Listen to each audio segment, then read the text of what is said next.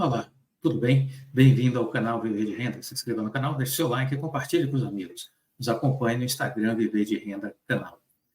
Bom, no vídeo de hoje vamos falar sobre alguns temas que julgamos interessantes para compartilhar com vocês. Vamos começar falando de Bolsa de Valores. Vamos começar falando sobre a Bolsa de Valores.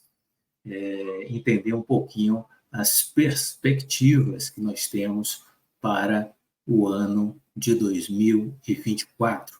Estamos aí em fevereiro e precisamos entender quais são as projeções das principais casas de análises.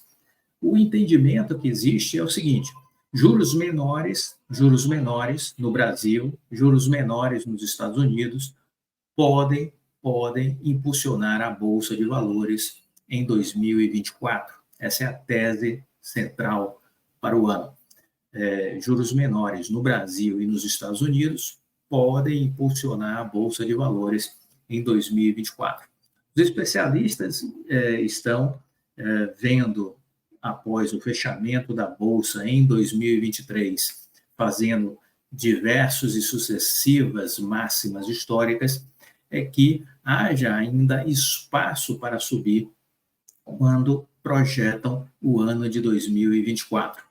Existem, obviamente, cenários de incertezas lá e aqui, e cenários de incertezas da amplitude da queda de juros no Brasil, do início da queda de juros nos Estados Unidos, incertezas com relação ao cenário fiscal brasileiro, incertezas com relação ao resultado das eleições nos Estados Unidos. Então, óbvio, motivos para volatilidade sempre existiram, sempre existem e sempre vão existir, entendeu? A Bolsa de Valores, ela terminou 2023 de uma forma muito positiva. Nós aqui, quem acompanha o nosso trabalho na seleção de empresas, que é a nossa assinatura anual, que recebe os nossos estudos mensalmente, ou aquele que é participante do nosso programa de mentoria, nós comentamos que quando fizemos 112.800 pontos, tínhamos ali uma base com excelente suporte para fazer entrada e surfar uma grande onda de valorização que era muito provável e possível que acontecesse. Tínhamos uma figura de um fundo triplo nessa região dos 112 mil, e assim víamos com muita perspectiva, diante dessa formação emblemática, de que tínhamos um potencial para sustentar a queda, parar de cair e começar, então, uma subida, e uma subida forte. Não deu outra, surfamos uma onda desde os 112.800 pontos até fazer sucessivas máximas históricas até o final do ano, não é? E todo mundo ficou muito feliz da vida.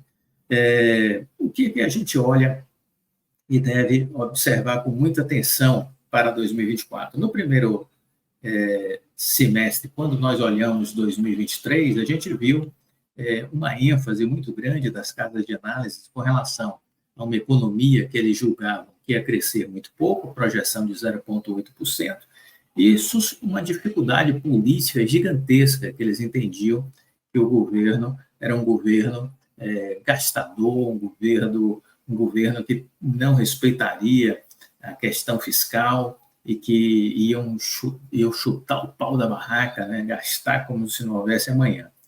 No segundo semestre, essa visão torpe, essa visão doente, foi se desmontando, foi desmoronando, e aí as coisas foram ficando menos azedas, né? O azedume dos depressivos, dos hards, foi diminuindo. E eles apanhando muito, né? Porque o PIB, que eles disseram que ia crescer 0,8%, caminha para um fechamento de crescimento de 3%. Né? A inflação termina o ano, apesar das apostas mais surreais que foram feitas, a inflação termina o ano dentro de uma faixa da meta. Né? E o mercado internacional, que eles também apostavam de que lá nos Estados Unidos seria uma recessão média ou profunda, né? As coisas caminharam muito bem. mostrando a força da economia americana, e que o Warren Buffett tem sempre razão, viu? Ouçam Warren Buffett, ele diz, nunca aposte contra os Estados Unidos, não seja burro. Então, Warren Buffett estava certo novamente. Os Estados Unidos tirou de letra a necessidade de subir os juros, né? Subiu os juros, subiu rapidamente, mas o apocalipse não se materializou e a economia americana vem se recuperando, né? A discussão agora é se já agora em março começa o início do corte de juros. Essa é a questão que está aí a bater na porta, né? Diante disso, no final do ano, num cenário muito melhor lá fora e aqui, o apetite a risco, né, aumentou e impulsionou tanto as bolsas nos Estados Unidos como em países emergentes também. Houve aí um fluxo muito positivo.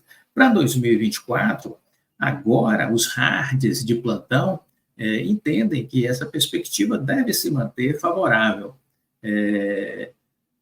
Os dados, olhando para a inflação dos Estados Unidos, divulgados em outubro e novembro, levaram os agentes do mercado a precificar os ativos, tendo em vista o fim do ciclo da alta de juros, e enxergando já possíveis reduções para o mês de março ou, num cenário pior, vamos dizer assim, em abril.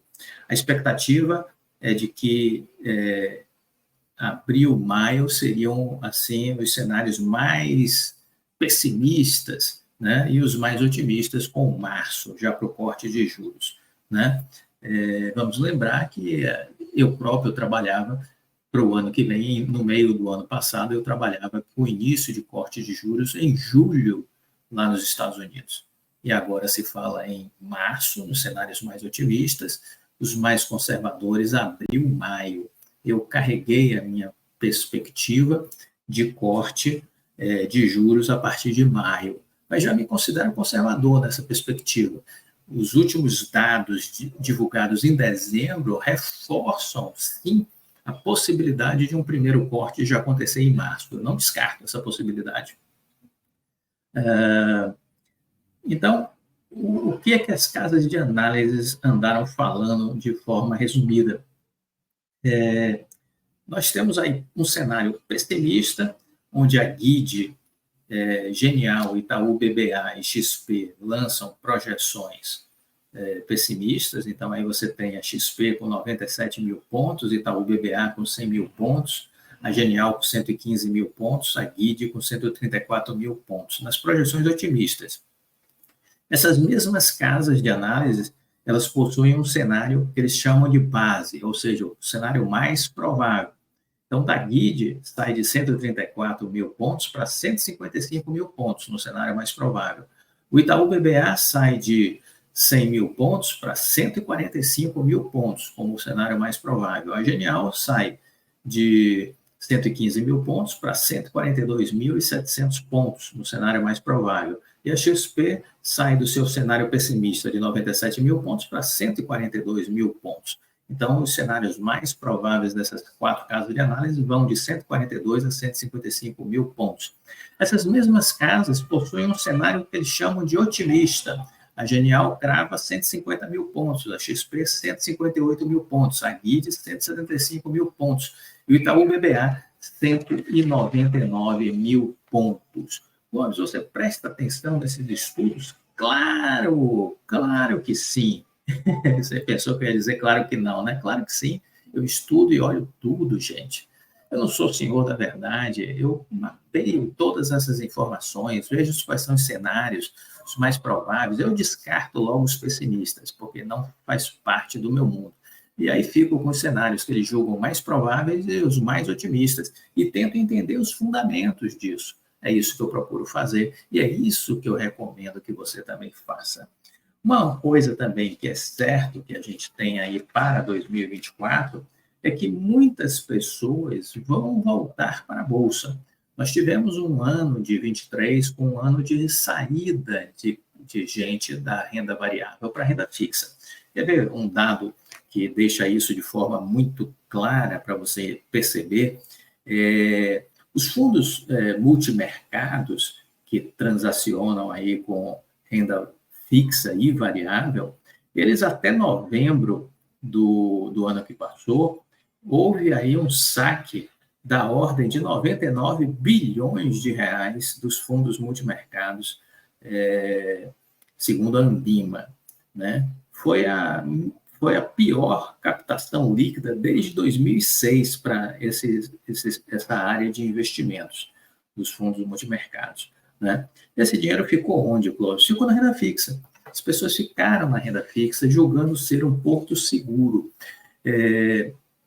Então, quem ganhou dinheiro com a Bolsa, salvo poucas pessoas, com bom senso, discernimento e preparo, os estrangeiros, que raciocinam em outro patamar, em outro nível, porque aqui dentro predominou o pessimismo, o azedume, a depressão.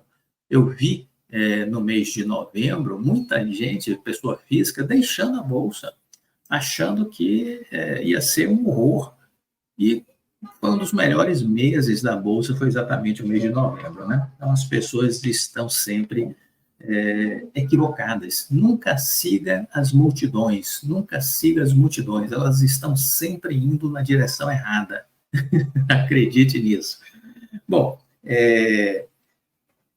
os cortes nas taxas de juros no Brasil, nos Estados Unidos, podem levar a uma busca maior pela renda variável em 2024. Isso é certo, né?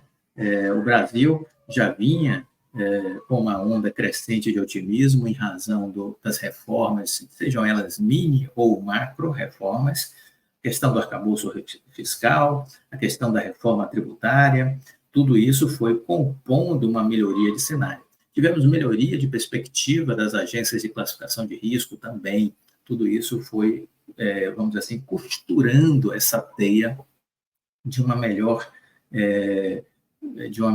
previsibilidade para o crescimento econômico nacional. Lá fora, a perspectiva de um Federal Reserve mais agressivo, cortando juros antes do que o esperado, muita gente ainda apostava em um corte de juros somente no terceiro TRI de 24. E nós já descartamos essa perspectiva do terceiro TRI. Nós tínhamos o cenário base de julho para o corte de juros nos Estados Unidos, já larguei isso na lata do lixo. Trabalho com maio, mas não descarto março como uma possibilidade crível, né? Tudo isso, então, vem conspirando positivamente. E aí, o que é que a gente tem visto?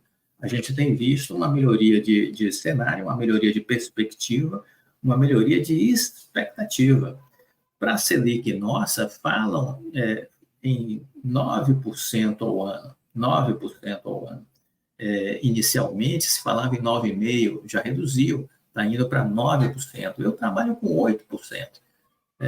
Seria uma estupidez do Brasil trabalhar com uma Selic acima de 8%. Eu acredito em vida inteligente na terra tupiniquim. Então, eu acho que a gente vai caminhar para ir para os 8%. Né? Vamos lembrar que o Boletim Focus diz que o PIB vai crescer 1,5%.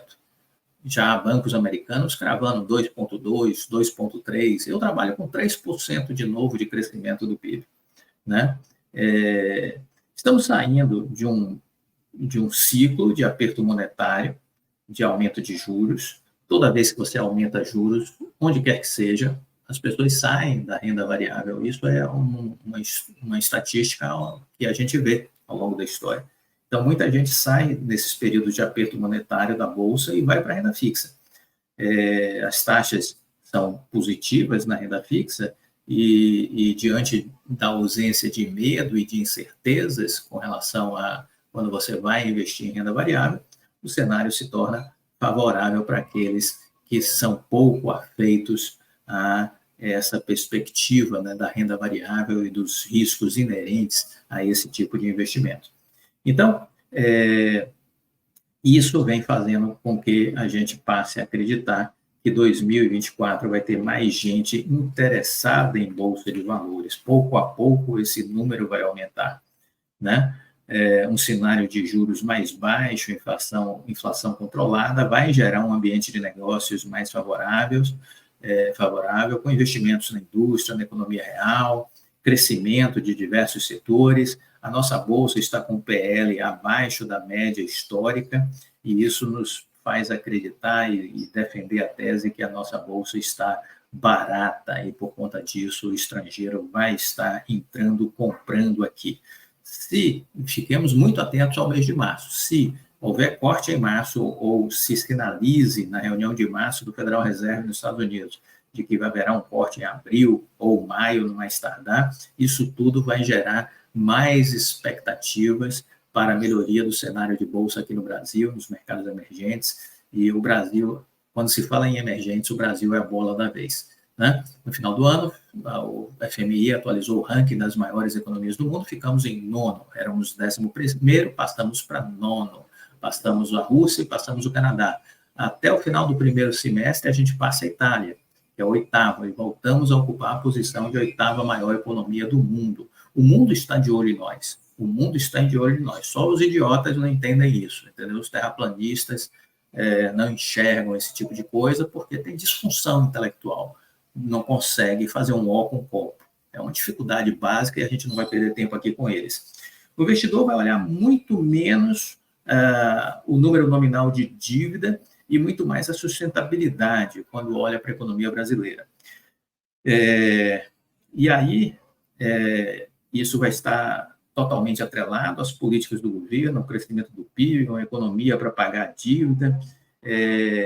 No início desse ano, a gente teve aí muita incerteza aqui no país com relação à âncora fiscal, arcabouço, reforma tributária, tudo isso era nebuloso para a maioria, mas tudo isso foi modificado, tudo isso foi revertido, né? E esse ano eu ainda tenho a expectativa de termos uma segunda parte de reforma tributária sendo aprovada e tenho a expectativa de uma reforma administrativa também sendo aprovada. Diante disso, a gente pode entender que a Selic caminha para uma redução, acreditamos nesse patamar aí de 8%, acreditamos que uma antecipação do movimento de corte nos Estados Unidos representa uma aceleração na queda dos juros lá e que também vai botar pressão no Banco Central brasileiro para acelerar o movimento de cortes aqui também, né? Nós estamos aí muito atrelados ao que eles vão fazer lá. Então, se eles pegarem mais forte na antecipação da queda dos juros, isso vai fazer com que o Brasil tenha mais pressa, o Banco Central brasileiro vai ter mais pressa para reduzir por aqui também os juros, né? E um cenário de juros mais baixo vai favorecer que setores? Em especial, vai favorecer empresas que estão alavancadas, empresas que estão endividadas, vai reduzir o custo de carrego dessa dívida, vai aumentar a rentabilidade dessas empresas. Então, esteja atenta a esse tipo de empresa. Além disso, setores que foram fustigados, massacrados, sangrados pela alta da Selic, e aí estamos falando em especial do segmento de varejo e da construção civil, analise de lupa esse setor, porque sim, existem boas empresas, sim, existem oportunidades, e aí temos que estar atento a essas oportunidades no varejo e na construção civil, porque eu acredito que 2024 será especial para esses setores, se você tiver a capacidade de fazer boas escolhas. Bom, eu quero finalizar esse nosso vídeo de hoje comentando de que diversos brasileiros tiveram ganhos em 2023. Eu sempre digo que o rio corre para o mar, então há bilionários, milionários que ficaram mais bilionários, mais milionários, alguns perderam dinheiro, mas esse não foi o caso do Eduardo Saverin. E eu quero trazer o exemplo do Eduardo Saverin, porque se você assistiu aquele filme da história do Facebook, a rede social, você vai encontrar lá a figura do Eduardo Saverin. Se não assistiu o filme, assista, vale a pena. Ele é um brasileiro e é um cofundador, um acionista minoritário do Zuckerberg, na época, né? Então, ali, nos primórdios, no surgimento no Facebook, a gente vê um pouco ali a posição do Saverin. E aí a Forbes fez uma atualização agora de fim de ano, mostrando que nesse período de 2023, o cofundador do Facebook, o Eduardo Saverin, registrou os maiores ganhos em fortuna. O seu patrimônio cresceu 12 bilhões de dólares. Cresceu 12 bilhões de dólares, estamos falando, portanto, em 58,4 bilhões de reais em 12 meses. Ele agora totaliza 19,3 bilhões de reais em patrimônios, ou seja, 19,3 bilhões de dólares em patrimônio, ou seja, 94 bilhões de reais. A alta foi de 164% em comparação aos 7,3 bi de dólares que ele tinha no início do ano. Essa fortuna foi impulsionada por quê? Pelo forte crescimento das ações da Meta, ou seja, do Facebook, que se valorizaram 176% no mesmo período, após passar por 2 anos difíceis. Então, se você acompanha as ações do Facebook, você vai ver que nos últimos, em 2021, 2022, elas caíram, foram anos difíceis para o Facebook, mas esse ano de 2023, as ações se valorizaram 176%, e foi isso que fez a fortuna do Saverin crescer. Vamos lembrar que ele é acionista do Facebook, ele segue com ações, investindo em ações do Facebook, e ele viu suas ações desvalorizar em 21, 22, não se apavorou, ficou tranquilo, esperou o tempo trabalhar a seu favor, o tempo foi generoso, trabalhou a seu favor e as ações subiram 176%. Isso fez com que o patrimônio financeiro dele crescesse e hoje, oficialmente, ele é o homem mais rico do Brasil, né? A fortuna de 94 bilhões de reais, a origem do seu patrimônio é o Facebook, e ele teve uma valorização em 2023 de 164,4%. Além do Saverin, se destacaram como o segundo maior ganhador na lista da Forbes, o André Esteves do BTG Pactual, com 64% de aumento na sua fortuna nos últimos 12 meses, atingindo aí 40 bilhões de reais, com a valorização, sobretudo, das ações do seu banco, que subiram 64% no período. Em terceiro lugar, os irmãos João Moreira Salles, Walter Moreira Salles, que são sócios do Itaú Unibanco, crescimento dos seus patrimônios aí na ordem de 170% no período, por conta da valorização das ações do Itaú. E aí tem outros empresários que se destacam nessa lista. Mas o que fica aqui? De que é preciso ter calma, é preciso ter resiliência e é preciso esperar o tempo e os juros compostos trabalharem ao seu favor. Se você quer ter sucesso investindo, você precisa aprender a ter paciência e a trabalhar no longo prazo. Quer saber mais sobre isso? Venha fazer parte do nosso programa de mentoria, ou seja assinante da nossa seleção de empresas. Fique com Deus, deixe o like e até a próxima. Tchau.